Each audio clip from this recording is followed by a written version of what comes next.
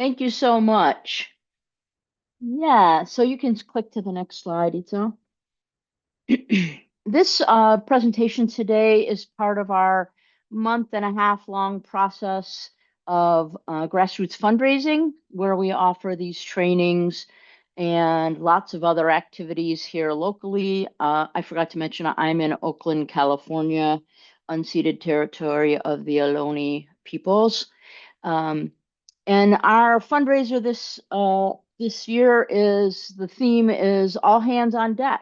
Everyone has a role to play in the movement. This is an important statement and concept for us, as we've always wanted to participate in community. So we're not just working for organizations or people. We see ourselves as working with. And next slide. We are working to raise $30,000 this month, and 10% of what we do raise will help support our partner organization. So we always choose a local solidarity partner, and this year it's Wilako Mushrooms, which is a worker-owned urban farm serving high-quality culinary mushrooms and fungal rich compost to the East Bay, San Francisco. So help us raise money. You'll support the Law Center. So we'll put a link in the chat for where you can donate. And 10% of what we raise this whole month will go to our solidarity partner. So thank you for any support you can offer. And we'll put that link in the chat a couple times throughout the program. We got lots of other programs coming up as well, and you can check out our website, or you probably all already got emails about the other programs that are happening this month. So yeah, you can click to the agenda slide. So right now we're in the welcome part. I'm really glad to be here and really glad that you're all here. So I hope you feel welcomed. And then we're going to go through some principles of what is called convergent facilitation. And then I'm going to talk a little bit about one tool that's part of convergent facilitation called threshold questions. And then I'll switch it back to Nicole, who's going to give us a little more nuance on some of those ideas. And then we'll have time for Q&A. I am hoping we'll get lots of participation. I'm going to ask you questions and expect folks to chime in either verbally or through the chat. And if you have a question before we get to that last bullet point, certainly put it into the chat and Itzel will field those for us. And I just want to thank Itzel for our tech support today. I really appreciate you being here. And I'm going to turn it over to Nicole, and you can go to the next slide. Thank you, Sue. Great. So just for a little bit more expectation setting today, this is a wonderful tool that we all learned from Aorta. These are some things that we will do, that we might do, and that we definitely won't do today. So hopefully this will help you land in what we're up to. So what we are here to do for sure is to learn a very specific facilitation tool that's called threshold questions. And then we're going to explore using this tool to navigate power when we're facilitating in groups. So that's what we're really here to do. What we might do if we have enough time, we intend to do, we hope we will get to it, is consider lots of different nuances around this tool and actually have time to practice it together with some examples. What we won't do today is actually apply this tool to any of your specific facilitation challenges. We won't have time for that, but we're here for you. If you have questions, please reach out to us. We would love to support you in thinking through how to apply this tool in your specific context. So go ahead, next slide, Itzel. So as we said, we're here to learn about this tool called threshold questions. Just out of curiosity, maybe raising your hand or Zoom hand, has anyone ever heard of this tool before? I see one hand in person. Yes, Lam. I don't see many other hands raised. That's awesome. So a lot of people are here learning about this for the first time. That's perfect. You're in the right place. So I'm just going to define a threshold question quickly, but we're going to get into it a lot more. A threshold question is just a simple yes or no question that people can answer by raising their hands. So I just did that, as we saw. And it helps to really quickly visualize information in a group. You can click once, Itzel. We got some animations here. So here's some folks raising their hands. I want to share a little bit about the lineage of this tool and where it came from. So this is a tool that comes out of a broader body of work called convergent facilitation. You can click Itzel. And convergent facilitation was developed by Mickey Kashtan at the Nonviolent Global Liberation Community. You can click again. If folks aren't familiar with Mickey Kashtan, she has an incredible body of work. It's all available on the gift economy. This image on the right-hand side of this slide here is a cover of her book called The Highest Common Denominator. This book, if you really want to nerd out on convergent facilitation and get deep into this tool, has all the information you could possibly want about it, and it's incredible. It's available for free for download on her website, or on Gift Economy, you can make a contribution and get access to the book. And I'll share a link in the chat in just a second. So this is a little bit about where this tool has come from. And then one more click. There's another community of practice called the Integration Station, which is actively teaching workshops around convergent facilitation. So if this piques your interest and you want to learn more, check out the Integration Station. And I'm going to drop some links to all of these right now in the chat for you all. So those are some great places to learn more. So this is the lineage of this work. We didn't create it ourselves. It comes out of an amazing body of practitioners. And go ahead and click to the next slide, Itzel. So I want to just start a little bit by sharing kind of about convergent facilitation and how it works. It's a much larger and more robust approach to facilitation that tries to bring large multi-stakeholder groups to alignment relatively quickly. That's the goal of convergent facilitation. And threshold questions is just one part of it, but not all of it. And the core principles of convergent facilitation are that you're really aiming for willingness, not preference. So click Itzel. This is probably familiar if you've ever heard of consent-based decision-making and sociocracy. Raise your hand if you're familiar with consent-based decision-making. Yeah, a few more hands I'm seeing. Cool. Yeah, so in this instance, similar to sociocracy, we're looking for a decision that the group is willing to move forward with, even if it doesn't match their full number one preference. Go ahead and click the next. But another core principle in convergent facilitation is that we're trying to surface every need, but not necessarily every voice. So unlike sociocracy, where often you do rounds and you hear from every single voice in the room, in convergent facilitation, this is a process where you identify needs and you hear from those needs, but it doesn't equal hearing from every single voice in the room. And that can be something that can help move a process forward at a more quick timescale. And one more click. The method of convergent facilitation is really about surfacing dissent. So rather than like focusing on finding agreement, you're actually trying to understand where there is disagreement. And it's really important for coming up with a decision that's actually that everyone is going to be willing to move forward with. If you're just asking for like how many people support a proposal, it might tell you how close you are to moving a proposal forward, but it doesn't give you any information about who's not on board with the proposal and what's needed to bring them on board. So instead, you're trying to get information about who's dissenting and what is needed to bring them into alignment with your group. That's kind of the method for how convergent facilitation works. So next slide. I'm gonna demonstrate this, one more, with a simple example. So let's say I'm bringing a proposal that we're gonna choose dessert for our in-person gathering, which is coming up soon. And unfortunately, we can only choose one dessert that we all have to eat.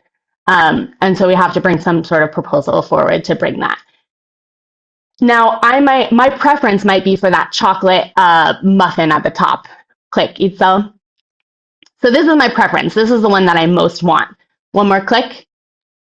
but actually I'm willing to eat anything that is except that sundae. I hate maraschino cherries. I refuse to eat anything that has a cherry on it, but I would willingly eat any of the other desserts on the screen. So that's there's a little bit of difference between my preference and my willingness.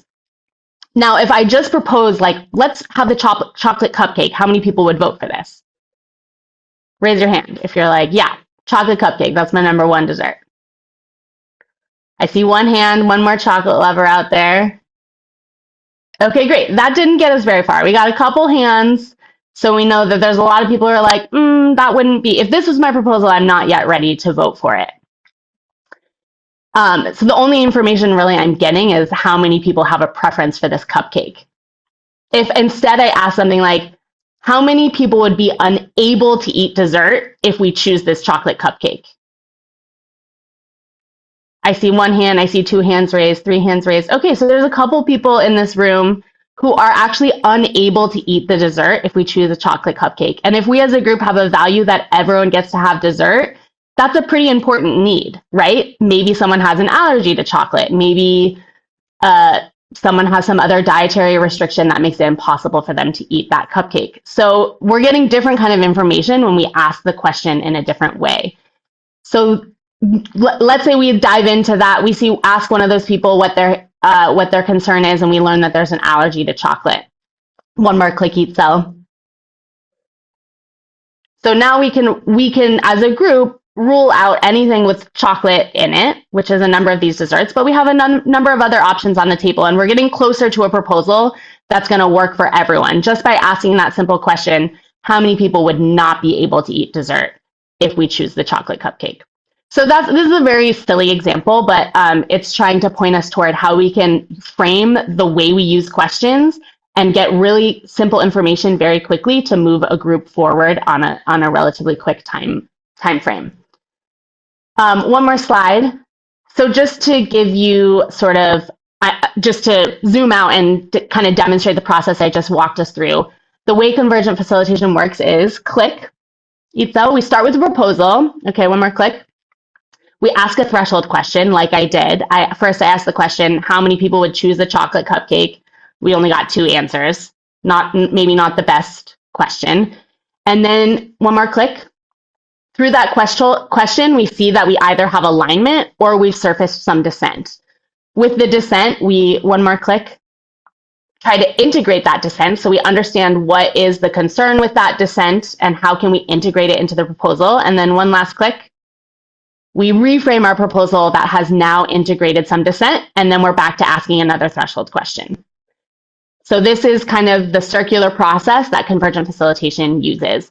So that hopefully gives you a small window into the much larger tool that has a much more robust tool. And we're going to now just zoom in on threshold questions themselves and dive more deeply into how you might frame them, what nuances to consider, and how to use them when you're thinking about how power is operating in a group. So I'm going to pass it back over to you, Sue. Thanks, Nicole. That was great. So as Nicole said, the purpose of threshold questions is to surface the dissent, and we're going to talk a little bit how we engage with that dissent. And I think this is, as Nicole said, we see it in our group a lot here within the Law Center as we've grown. When I started at the Law Center 10 years ago, there was about 9 of us, right? So that consensus decision making wasn't that hard, where we went around in the circle and everybody got a voice. But as we've grown, it's become a little more cumbersome, and that's why Nicole brought this concept of threshold questions to us a while ago. So we're trying to find out what people's disagreement with a proposal is. So we are going to ask questions that can be answered just by a show of hands, but we're not ready to discuss it yet, right? And this is particularly useful when discussion would diffuse the energy of the group, right? Because we've all seen that, right? The first person goes and they're like, la, la, la, la, la, right? And you just see everybody, including the proposers' energy drop in the room, right? I see some nods, so I'm going to take that as recognition. Yeah, and so these questions try to avoid that. So we're going to look at some practice situations. And Nicole did a really good job with the ice cream. I've got a couple more for us. Next slide. So I want y'all to think about a question, a raise your hand if question, to find out who is not okay with something. And here's our two scenarios. You can pick either one or both. And I'll just give you a couple minutes to think about it.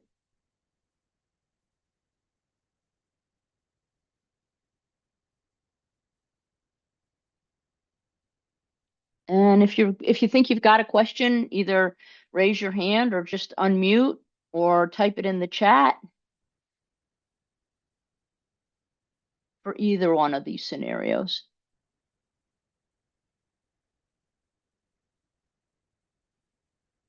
Great. Thanks, Slam. Is anyone opposed to a photographer coming to take photos at the next meeting? Raise your hand. And if nobody raises their hand, you can go, right? Yeah, I made a decision with one question. We got a couple more in the chat.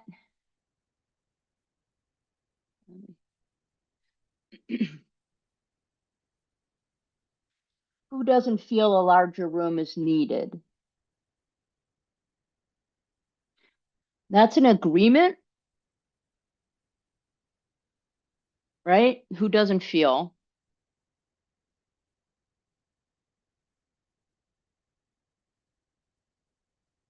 Does anyone have concerns about us spending more money for a larger room next meeting?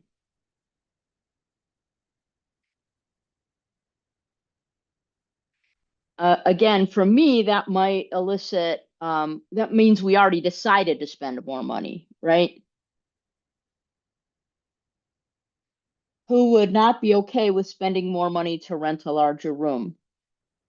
I'm not sure we've decided we have decided. Okay, I just reread my this statement, and it is about whether or not to spend the money. That's our question, not whether we need a larger room. So we have decided we need a larger room. Do we want to spend money on it? So both of those questions would work for me. Does that work for you, Nicole? Yeah, I'm curious if anyone, these are all great examples. Does anyone notice any differences in these examples? A little pop quiz test of content that we haven't covered yet. So,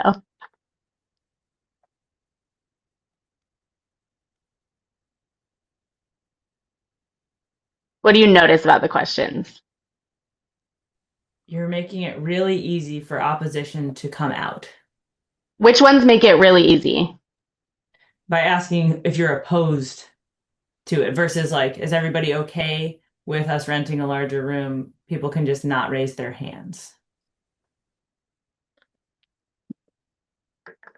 Yeah, Sarah.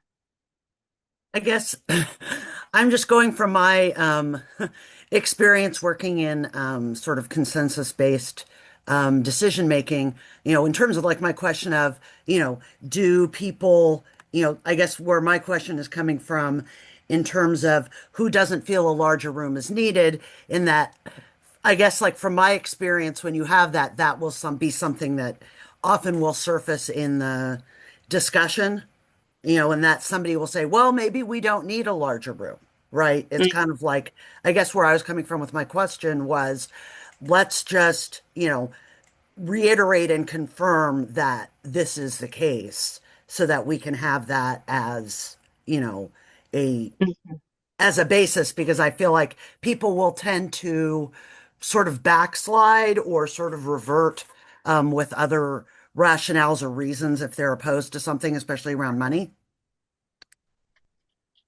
Yeah, totally. So there's lots of different ways you could use these questions. That's a great example. And I think just to go back to Slam's comment, one question asks, is anyone opposed to? Another question asks, who doesn't feel?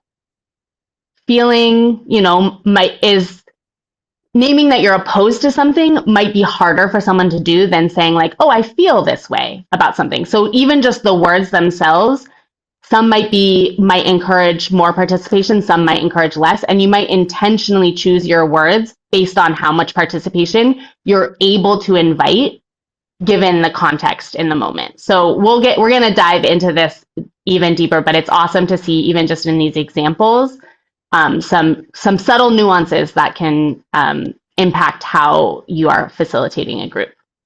Yeah. And I want to raise up Maria Christina's comment, which says, some feel more open and neutral than others. Some feel manipulative to me, just my gut. And I think that that is a very important tool when facilitating is our guts, right? And for me, I would love to hear you say what felt which way for you, Maria Christina. But I think for me, the feeling thing definitely is going to bring up more. Are you really going to base your decision on my feeling? So I tend to not like those. I do think that that's one of the values in sort of a consensus space, is that if you are a consent space, is that you do get to voice your feeling. But again, if we're working with a large group and don't have a lot of time, let's be honest about the feeling piece. Maria Castina, would you like to say anything further about that, or anybody?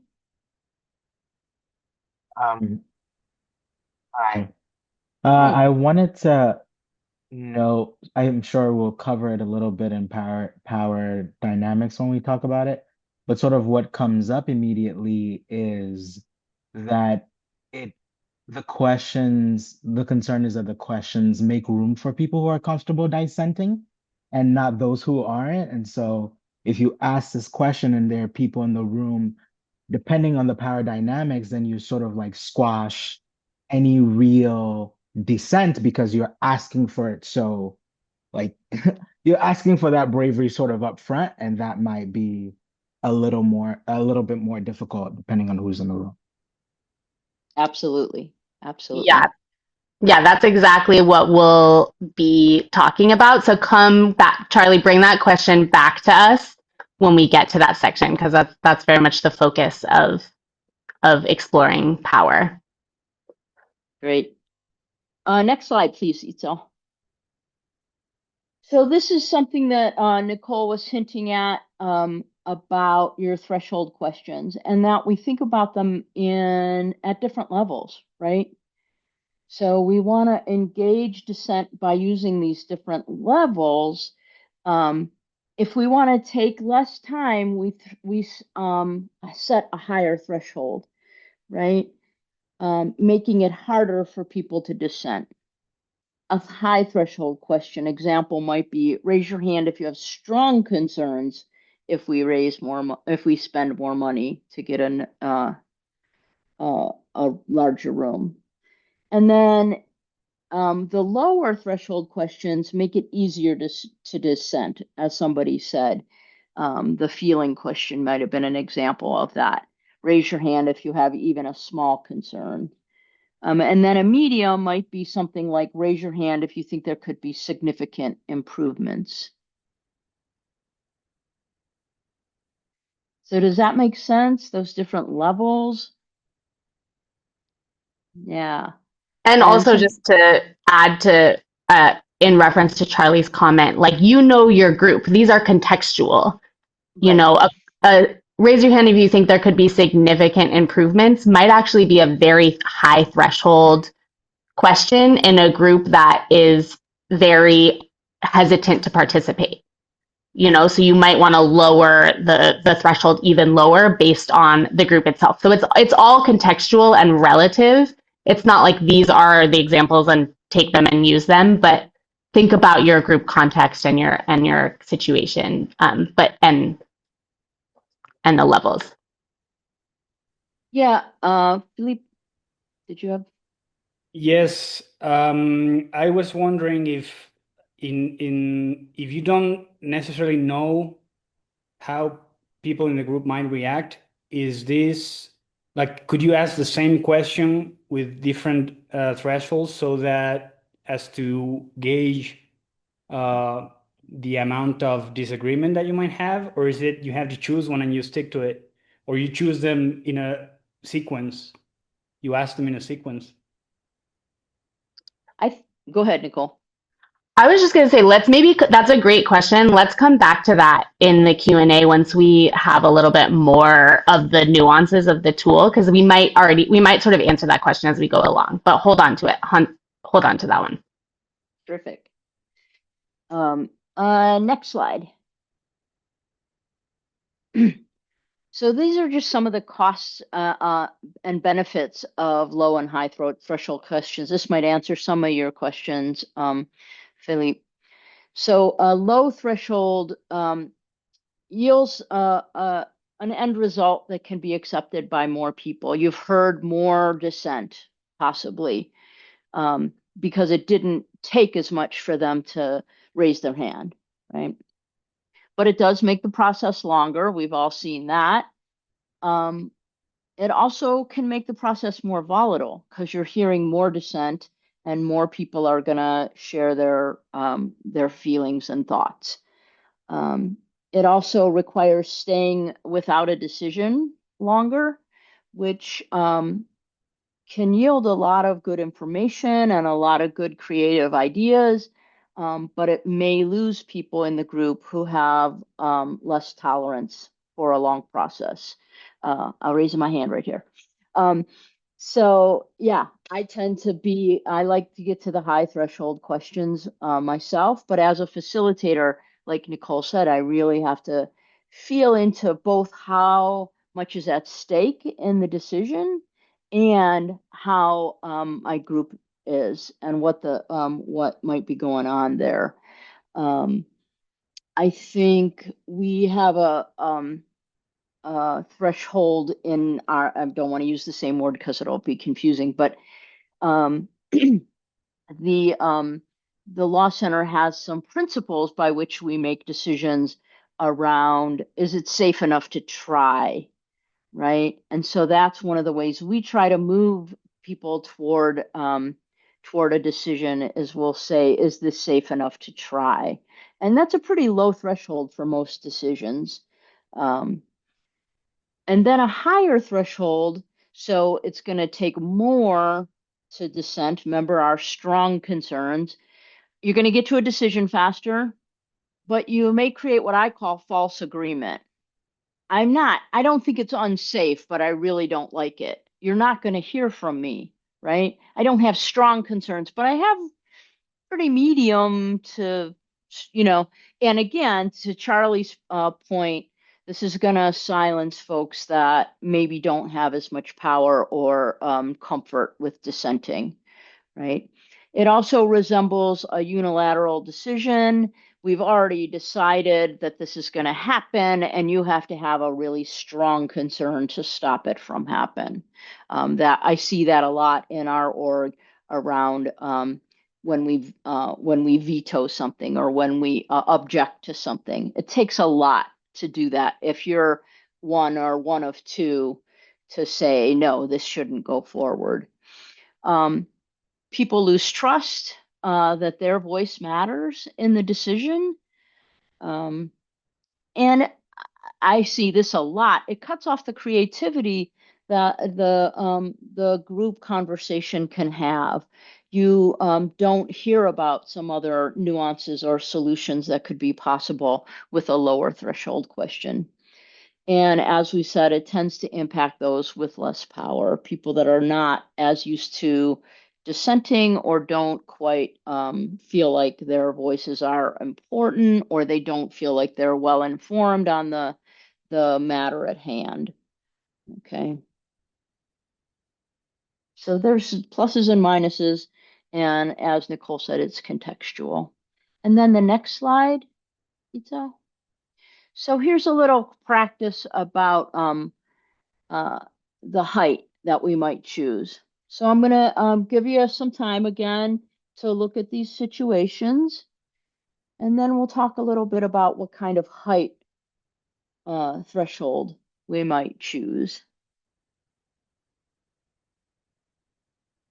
And again, feel free to unmute, raise your hand, or type it into the chat.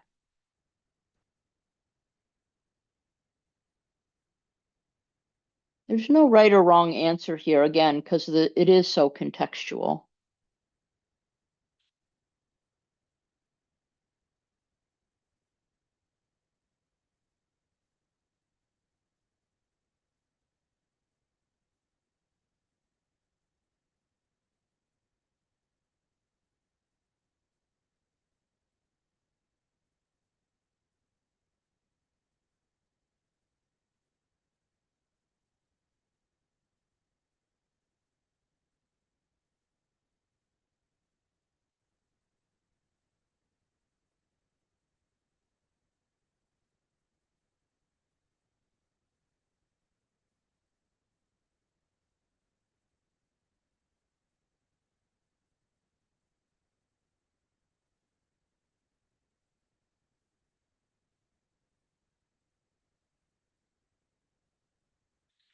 Yeah, it looks like most of us are in agreement that the first scenario needs a low threshold question. I kind of cheated. I took this from a larger presentation where there were more questions to examine. These ones kind of feel obvious for a couple of reasons. What reasons did any of you who chose one low and two high? I bet it's kind of obvious, but I'd love to hear it. Yeah, Philippe says high stakes for number one. We have more time on number one. Great.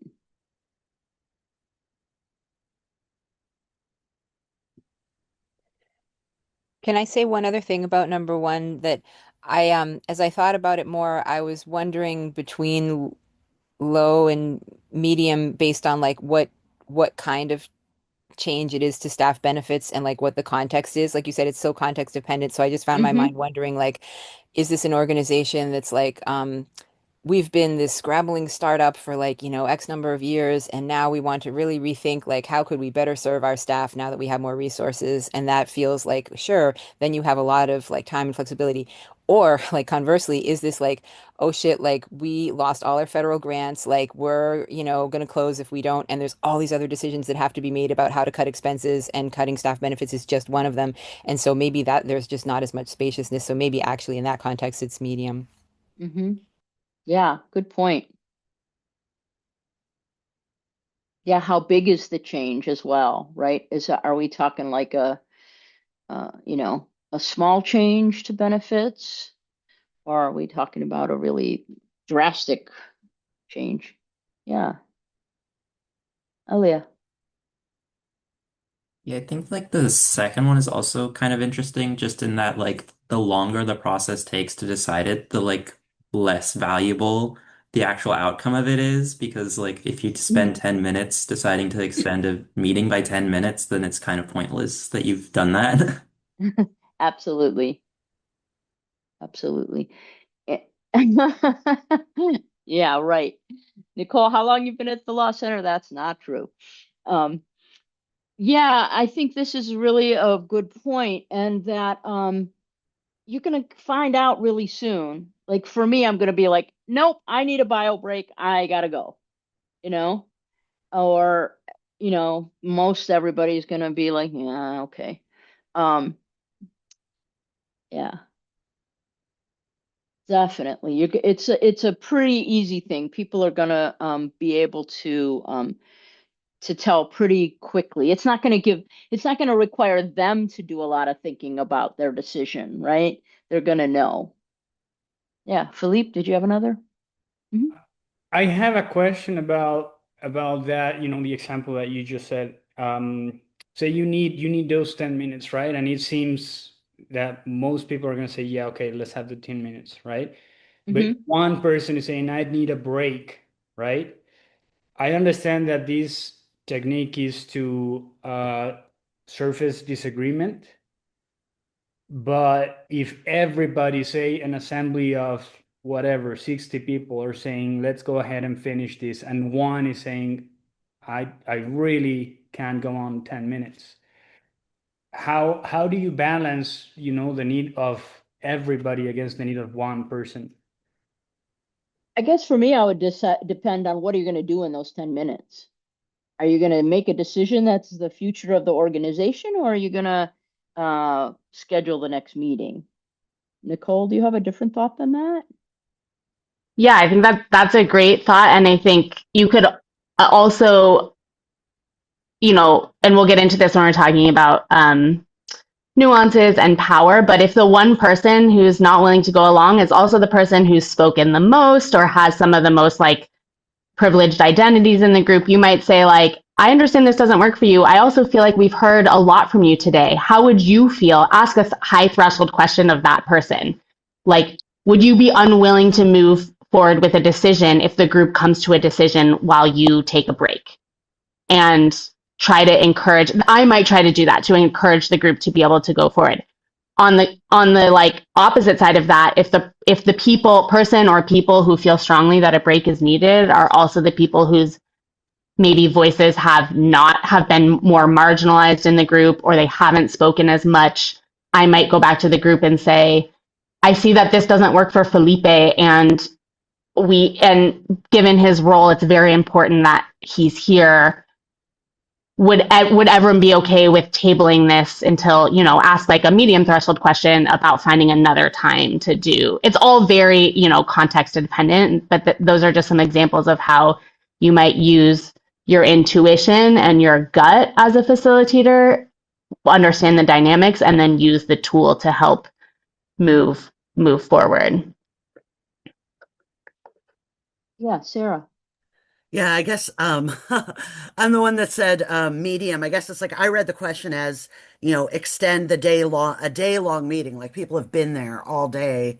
And so it's like, I guess like my concern about medium is that, a lot of times you'd have different, power dynamics or people in groups that might, have to leave. They might have childcare responsibilities, or, another job. In some ways, it's like the people that have to leave early, are sometimes often like the people in lower positions of power. So I feel like, a medium question is,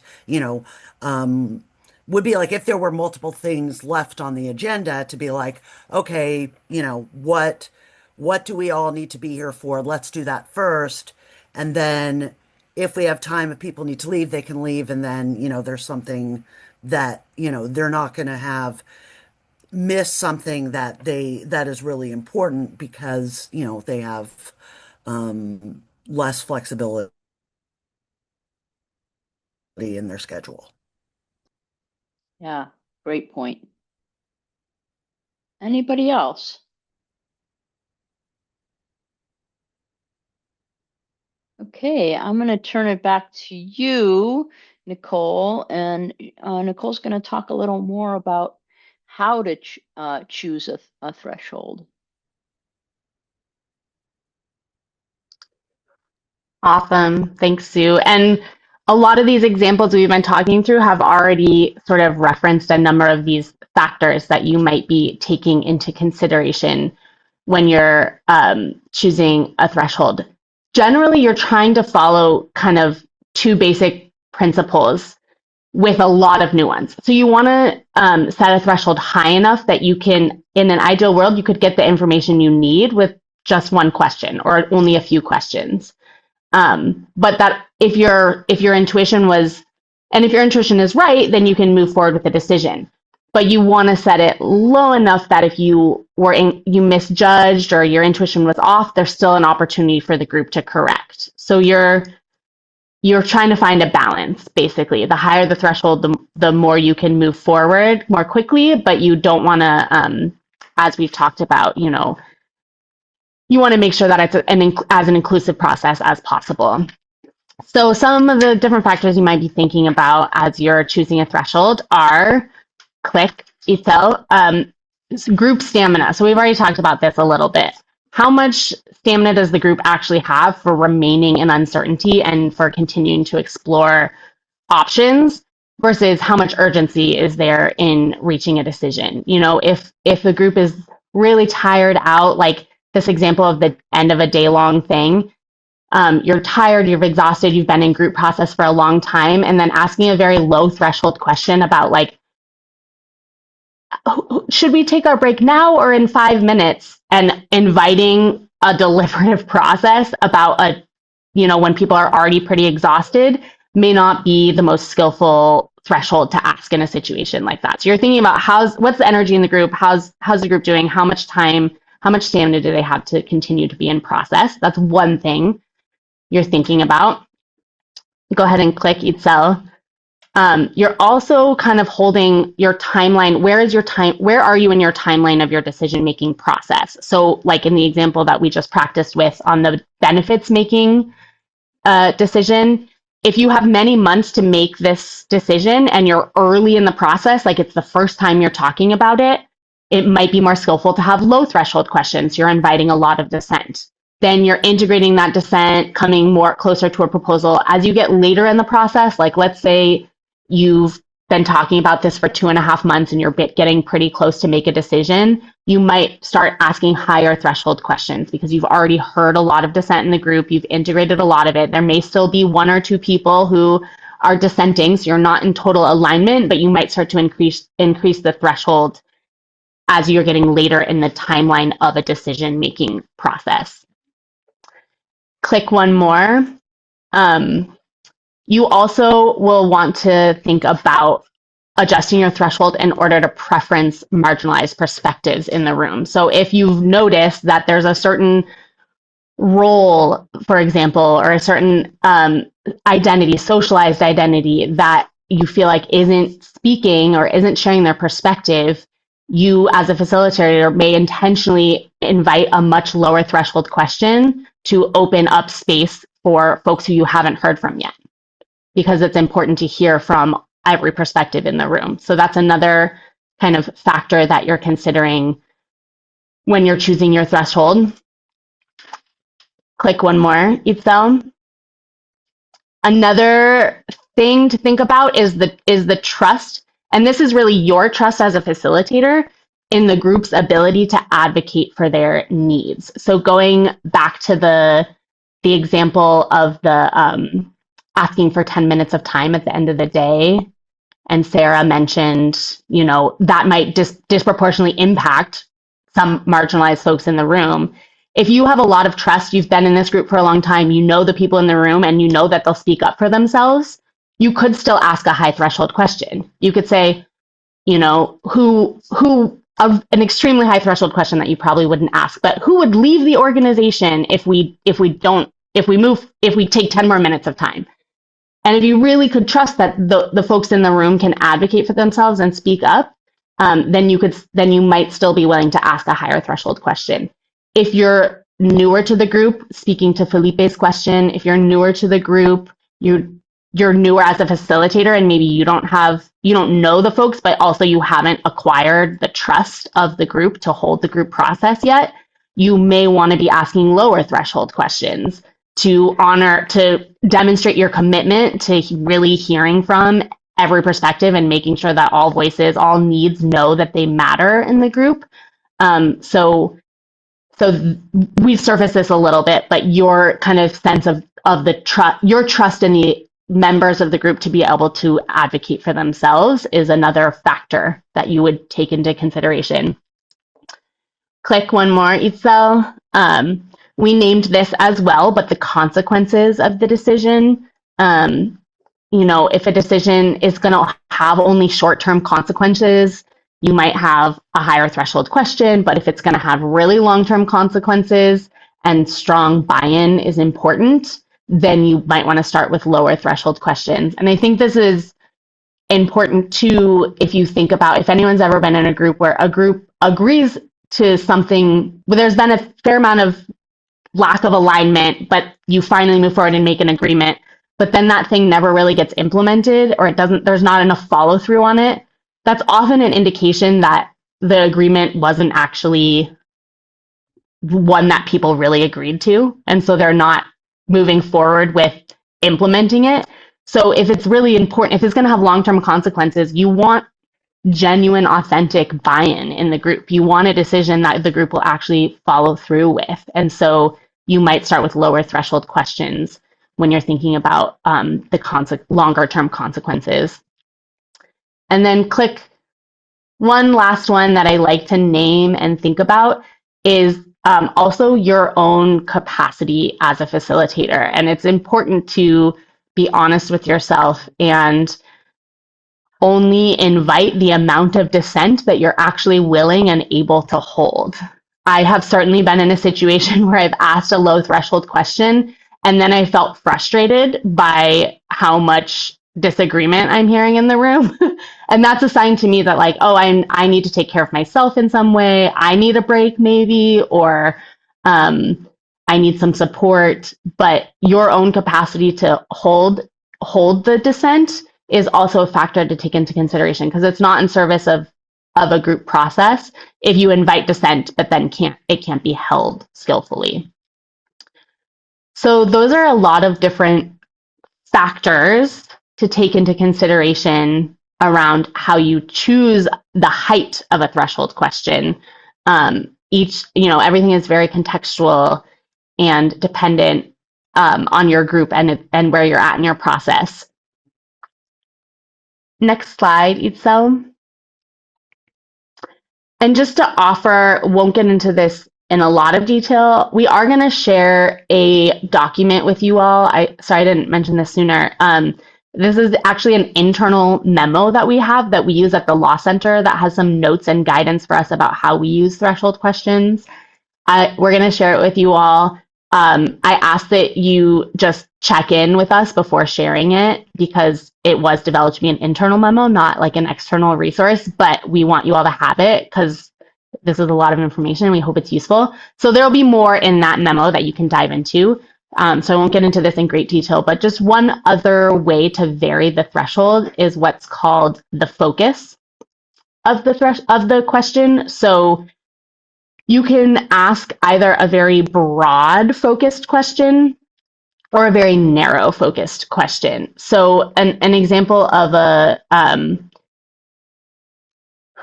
narrow focus might be, let's say you're thinking about whether to invite a new person to join a meeting. And you might ask something like, raise your hand if you have even a small concern that you or anyone else in the group would find it harder to speak up if this new person comes. So what level threshold was that question? Raise your hand if you have even a small concern that you or anyone else in the group. Low. Okay, so that's a really low threshold question, but it's a very narrow focus. What I'm asking is if you find it harder to speak up if this person's there. So I might be like, I don't want this person to join, but it's not because I'm going to have a hard time speaking up. It's for a different reason. It's because I don't want them to hear about what we're talking about. I wouldn't raise my hand, even though it's a very low threshold question, because the question has been focused. So if you want to hone in on kind of a specific focus with your question, you can do that. Asking that with a broader focus would just be like, raise your hand if you have even a small concern about this person joining the meeting. So low threshold, but just broader focus. Any concern at all about them joining the meeting. So that's another way that you can kind of vary your question. Next slide, Itzel. For Nicole, can I ask a question Yes, about please. that? In the last example where you have the broad focus, how would you choose a higher threshold way of saying that? Say you want to address the broader focus with a higher stakes or a higher threshold question. Yeah, great question, Felipe. Does anyone want to try it out? So a broad focus, but a higher threshold question about inviting someone new to join a meeting.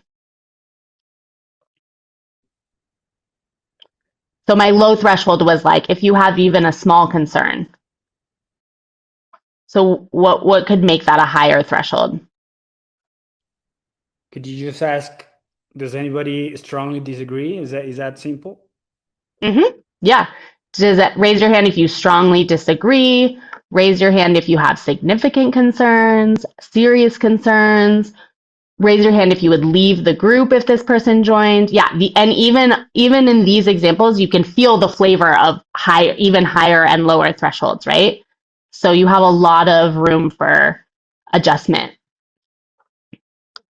Great. Does that answer your question, Felipe? Yeah.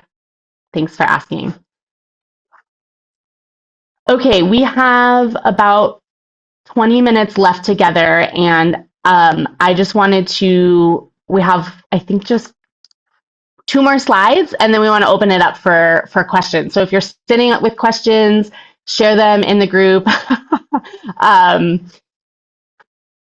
Share them in the chat, or, sorry, I'm laughing at the jokes in the chat. You guys are awesome. Or hold on to them, and we'll make time to get into Q&A at the end here. Okay, so as we said, we want to be able to use this tool to attend skillfully to power in the room. So go ahead and click. When I think about power in a group, I often think about multiple different types of power. So there's structural power, and this is like if you're working in an organization, there might be roles like a supervisor and a supervisee, an executive director, and program level staff. So there might be different roles, a board member and an organizational member that have different power just inherent to the structure of the organization itself. So that's what I think of when I think of structural power. Click. Of course, there's also social power and privileges. So all of the different powers that are given or accrued to people based on socialized identities, race, gender, class, education, ability, language. All of these are always present in the room. So that's another form of power that we're paying attention to. And then one more click. And then I also think of another form of power, which I call rank, which is maybe a subtle power that accrues to people in the room for any other set of reasons. There might be people have rank because they're really friendly and easy to get along with, and they just have a social energy that works well for people, and they have that can accrue a lot of power in a group, people who have that kind of role. Often rank can come from, let's say you're in an organization that has structurally is more flat or non-hierarchical or shared leadership. So there's not like an executive director and a program level staff, but people might have rank or power in the organization just because they've been there longer. They know more people as a result. They know the processes better. So they actually do have more power, even though it's not a formal structural form of power in the organization. There's lots of different forms of rank, but that's another type of power that I think you're also tuning into as a facilitator and attending to and trying to use this tool skillfully with. So click. So some strategies to offer with thresholds for navigating power are, first of all, invitations. Click. So you can explicitly invite people who might have a different opinion to the mainstream position to contribute their thoughts using a threshold question. So you might say we've heard a lot of support for this proposal. I would like to hear from people who may not be as excited about it. That would be a way to bring in a perspective that hasn't been voiced yet. You can also ask the person with more power in the group, what might you guess are the concerns that other people have? So actually ask them to think into a perspective that's different from their own perspective, and then reflect back to that role, the other folks in the room, and ask the group, are there any people who resonate with these concerns? And then start to hear from the people who are resonating with those concerns. If you have a situation where someone's speaking more often than others, and you suspect that that's related to power, maybe this is someone who has structural power or rank in the group, or they have a socialized identity that confers them some power, and then they raise their hand, you could say to them, hey, Sue, before you go on, I just want to make sure that anyone who disagrees with you has an opportunity to say so. Is there anyone in the room who has a different perspective than Sue? Okay, great. Let's hear from one of those folks.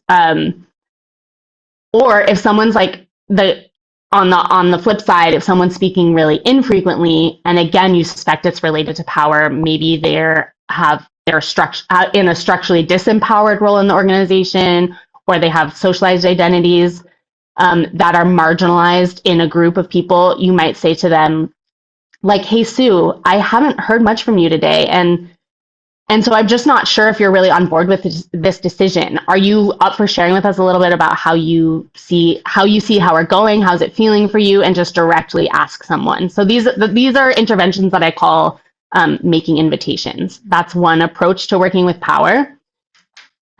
Click.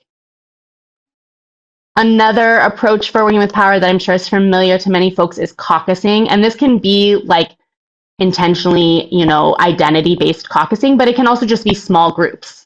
It's a different dynamic for people often when they can meet in a small group first and talk about stuff and then come back to the larger group. So breaking things up, if you're noticing that participation is uneven and you have an intuitive sense that it's related to power in the room, try breaking folks into groups in some form and then coming back together. And asking for people to share from after they've had a chance to be in small groups. And then the last one, click, thank you, is intentionally adjusting the thresholds in order to compensate or adjust for power in the room. And we sort of alluded to this earlier, but you may intentionally ask very low threshold questions to remove any barriers so that you are encouraging more participation, particularly for folks who haven't participated as much or who you have a sense have a marginalized perspective in the group. So you might say something like, here's the proposal that Sue's created. I would love it if you could poke some holes in it, just because it will give me more confidence that it's a decision that everyone can agree with. So like intentionally asking people to dissent, even if they don't necessarily volunteer that they have any dissent, and naming it in service of the group, it will make the proposal stronger if we're inviting you to poke some holes in the proposal, is a very, very low threshold question that makes space for folks who maybe haven't participated much at all. Another way, just one last thought, and then we'll open it up for questions. One other way that you can adjust the thresholds is what Mickey calls use a dual threshold, or a threshold within a threshold. An example of that is, like, I might say, I would like to hear from the cooperative circle, and only from the cooperative circle, if you have even a fleeting thought that there could be issues with implementing this proposal.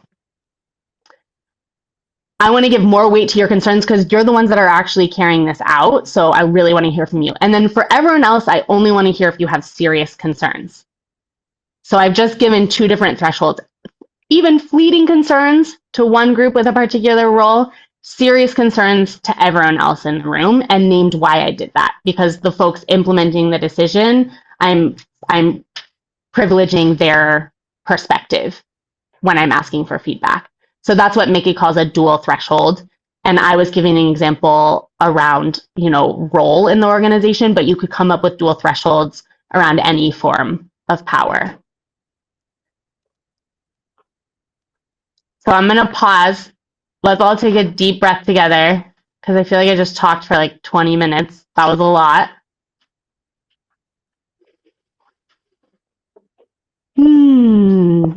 Yeah, we can go to the next slide.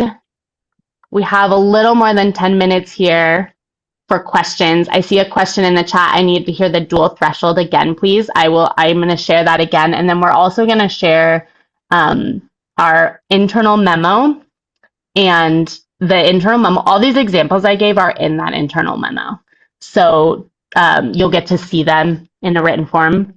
Again, so going back to the dual threshold, the idea is formulating a question that asks a very low threshold for a particular identity or role in the group, and then a higher threshold for everyone else in the group. So the example I gave, and this is like from a Selk perspective, is I might say, I'd like to hear from the cooperative circle, and only from the cooperative circle if you have, even a minimal concern that there are any with this proposal, a minimal concern with this proposal. And then for everyone else, I want to hear if you have serious concerns. So if you're in the cooperative circle, raise your hand if you have even a minimal concern. If you're not in the cooperative circle, raise your hand if you have a serious concern. And that's two different thresholds that I'm asking with the same question. And I think the other point you made, Nicole, that's important there, and then explain why those thresholds are different. Yeah. Great. So go ahead, Sue. I was just going to move us into questions.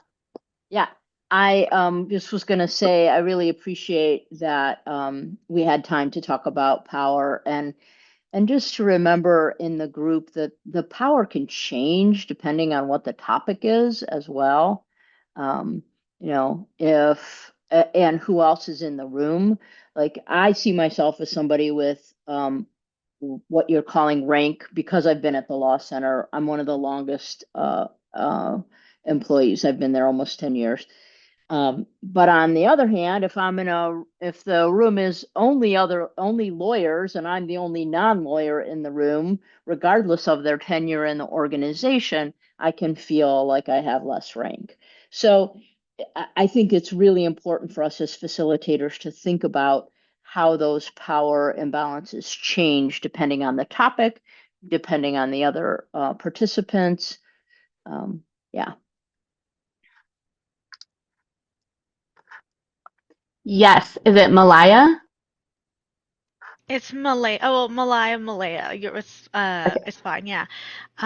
It's Malaya, but that's how you're supposed to say it in Tagalog. But anyway, my question was, thank you for this. This is really helpful.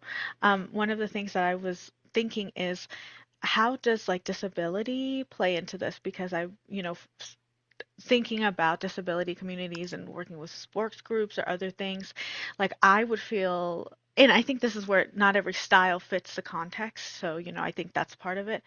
But I was just wondering about convergent facilitation if someone has a disability or a condition or something, a reason why, they don't want to do something, or when just generally I was thinking, how do you deal with that with convergent facilitation when you're dealing with people's questions that have to do with someone's disability and they may not want to speak up about it. And I know so that was one question I was curious about. Does that make sense? Yeah. Can you say a little more about are you saying, are you like, if people aren't wanting to volunteer information, how can you use this tool? Is that what maybe you could say a little bit more about the scenario. It's a really good question. Thank you so much for asking No, it. you're But if you could share a fine. little more. Yeah, so I'm thinking about specifically if, like, I'm a facilitator trying to use convergent facilitation, and I'm working with people who, may have disabilities. How can I use convergent facilitation um, and ask questions that don't necessarily impede on someone's disability? Like for example, on the slide it asks like, oh, you might 10 or 20 minutes. Well, someone might not need that because of something what's going on with them, and for their needs. And so, but then I don't want to single them out, for Yeah. that purpose. So Yeah. that's what I was thinking. Is that Yeah. better? Yes. Yeah. Thank you. Yeah. And I think I appreciate Gail's comment. It probably depends a lot on the specific disabilities in question. And maybe just to loop in also to Kate's question is, are there scenarios where you won't use this tool for decision making in large groups, and why? To tie those sort of all together, with this tool, you're assuming a fair amount of power and familiarity with a group.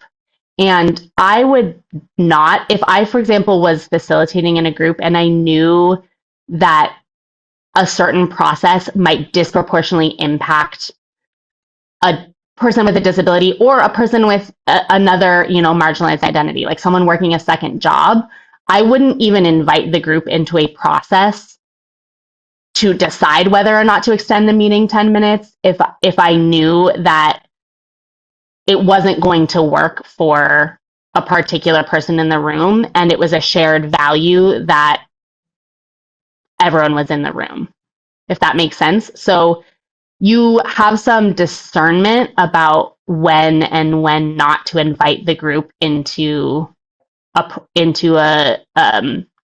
convergent process. And there might be times when it's maybe not actually, you have other values that are more important as a facilitator that you're holding for the group. And you want to honor those values rather than moving forward with a modification of the plans using a convergent facilitation process or a threshold question. So I think that's one way to answer the question. Another way to answer the question, and again, if you're working in a group where there are potentially like disabilities that you don't know, invisible disabilities, or you just don't know the group well, starting with across the board, just starting with lower threshold questions is always useful to build trust with the group, to make sure that every need is surfaced and that there's trust in the group that every need will be taken care of. The more that you have that, the more powerful this tool can be. So it can be much more powerful in kind of ongoing processes than one-off things. But it still has a lot of power even in like a one-off facilitation intervention. But the more trust you have in the group and the more the group has trust in you, the more dimensions of the tool can be used. Sue, would you add anything to that question? Or anyone else actually in the room as well? It's a lot of amazing experience in the room. Oh,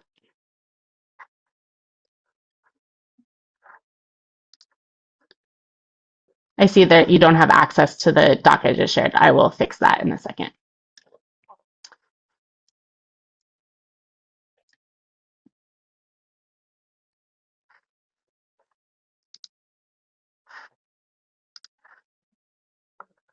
Yeah, Maria Cristina. Yeah, I was thinking about this, how what was brought up in the question now and then also in a question earlier, about how you probably need to be thoughtful as a facilitator going into when you're going to use this process about just having checked that the subject of the deliberation is that this is the right size group to do it or whatever. And like even just as simple as like the dessert question at the beginning, like I was just looking at it and like actually like myself, I'm on like a medical diet and like there is no dessert on there that I could eat. And so like it, and I'm like thinking like, oh, like if my colleague like is, it's if it's Ramadan or if it's, Lent or whatever, like there's just going to be some things that are not appropriate to apply, like to the target of like getting to a decision where everyone can abide by it, just, isn't appropriate for this process. And so it's probably pretty important um, to filter that carefully before you decide what facilitation process to use. Totally. And I'll also just add that as I framed for us in the beginning, this tool is a tool that's embedded in a much broader facilitation body. And I encourage folks to read the book. I found it a really useful, easy to read, accessible book, and it will help kind of situate the tool within the broader facilitation approach of convergent facilitation, which has its applications, and it's not every situation. It's not relevant for every situation. Yes, Felipe. Thank you. Yeah, I have a couple of questions. One is, well, I'm part of a collective along with Ricardo Nunez, one of your guys. And usually the way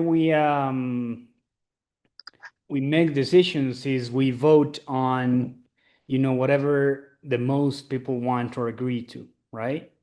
So I'm wondering if there's a case for that kind of decision making. Like, when will you try to surface dissent and ask who doesn't agree to this or who has an opposing view to this in contrast to who agrees to this? And another question relating to that is, how do you prevent this method of, bringing out dissent from feeling that everyone is opposing something, right? Like the feeling that you're, instead of agreeing to do things, you're asking who doesn't agree, right? Like it could be frustrating to just feel that everyone disagrees to something, right? How do you manage that? Thank you, Felipe. Great questions, and happy to meet you as Ricardo's comrade. We are at the end of our time. I'm going to stick around and answer your questions and the question in the chat, and they'll be in the recording. If you need to leave now, feel free to leave. If you want to stick around, you're welcome to. I could stay a few more minutes as well if there are other people who have questions that they want to get answered. And so good to be with you this morning. Check out our calendar, donate to our campaign. Thanks for your active participation and interest. And farewell for those who are hopping off right now. Okay, so Felipe, coming back to your questions. You could think of this tool as a tool that you use kind of leading up to a vote to develop the proposal that you're voting on. So, we at the Law Center, we use proposals to make decisions, and often there's multiple rounds of discussion around a proposal before we actually finalize what the proposal is, and then we put it to our voting process. And depending on the type of decision, there are some decisions where it's a simple like approve or oppose, and if anyone opposes, it doesn't pass. And then there are other types of decisions where we actually use like a gradient, like we vote on a 0 to 5, and depending on the median score of the vote. So you can have your own voting rules, whether it's just simple majority or consensus or whatever, but whenever you're voting on something. And so this is a tool that helps you get clear on what you're voting on. And you're trying to come up with a proposal that will meaningfully integrate the most significant dissent in the room so that almost most people feel like it fits in within their willingness, even if it's not their preference, so that the proposal can move forward. So it's a bit like the steps would be, you at the beginning of the talk you said you are talking about a need, or you identify a need, right? That's the first step. Then you use the threshold questions to refine what you're voting on, and then there's a third step in which you might vote by a simple majority or any method that you choose. Yeah. So if you remember that kind of cycle in the beginning that I showed, it starts with a proposal, you ask a threshold question. If you could ask a threshold question that's, once you refine your proposal, you might ask a threshold question that was like a low threshold question, even like, are there any more concerns with this proposal? If no one raises their hand, then you're like, okay, we're ready to, that shows alignment, and then you're ready to vote. And then you can just say, okay, we're going to vote on this proposal. Okay. And I think there was a second part to your question that was about like, well, it was about how do you prevent this methodology of bringing up dissent from making everyone feel that everyone has something they don't want to happen, right? Like it's like you're treating everything in a negative way kind of thing? Or how do you prevent that feeling from everyone disagrees with at least some things, right? Right. Yeah. So I think it comes back to the sort of core principles of like, and you might need to inoculate the group to this, that you're going for willingness, not preference. So you're looking for something that people are willing to move forward with, even if it isn't their like number one top goal. And and honestly, like getting practice with that. Groups that practice moving forward with things doesn't totally agree with, or it's not their number one preference, but they move forward with it, and then they find like, oh, that was fine. I feel fine about what happened. I wasn't happy about it then, but I feel fine now. Getting to have that experience a couple times builds trust in the ability for the group to move forward with a solution that fits into the willingness of everyone, even if it's not the preference of everyone. So I think that's an important part of it. And there was something else I was going to say. Sue, do you have anything you want to add to that one? No, I love that. That is so my experience is that, I can have strong feelings about something, but if I feel okay about moving forward, if it's safe enough to try, then often a week later or 2 weeks later, I'm like, yeah, I can see how that made sense that we made that decision. So it's been really valuable for me to learn that. As someone who often has dissent, it's been good for me to And I think you can also like try to invite dissent that's, and you have to be attuned and skillful with this, but try to invite dissent that's at the level of values. Like even in the silly dessert example, I could have asked a threshold question that was like, raise your hand if you have a serious dietary constraint that would limit what you could eat. Because I think like that's a value that we all share. We wouldn't want to like choose something that someone who's on a medical diet, as Maria Cristina shared, like wouldn't be able to participate in. And that's a different kind of question than like asking around surfacing dissent around people's more trivial, for lack of a better word, kind of preferences. So you as a facilitator might be discerning about where you're inviting dissent. And if you feel like the group is just constantly like struggling to find alignment, then maybe another process is needed. Maybe a process of cohering around some shared values, like orienting toward a shared vision or purpose, like grounding in why you're even together as a group in the first place and what your goals and focus are, so that you can start to let go of some of the like more oppositional energies that might be present, while still like honoring that dissent is valuable to the group process. But you don't want to maybe adjusting or moving around the threshold of the questions to find the right place, the right amount of dissent. Yeah. Great. Yeah. I want to move toward Tommy's question if you still want to answer that, because I see that they're still on. Yes. Do you want to answer that, Sue, or you want me to? No, go ahead. So now that at the Law Center, we've all been trained in threshold questions, oftentimes we'll say like, I have a threshold question, and then we ask it. But you can totally use this tool without like saying in the beginning that you're using it or describing it. So once the whole group is familiar with it, if you want to name it, that can help reground the group. And this is the process that we're using, but it's totally not necessary.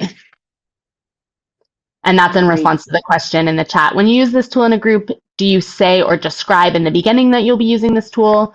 And if so, how much time do you spend on that and to what depth? So that's my response to that one.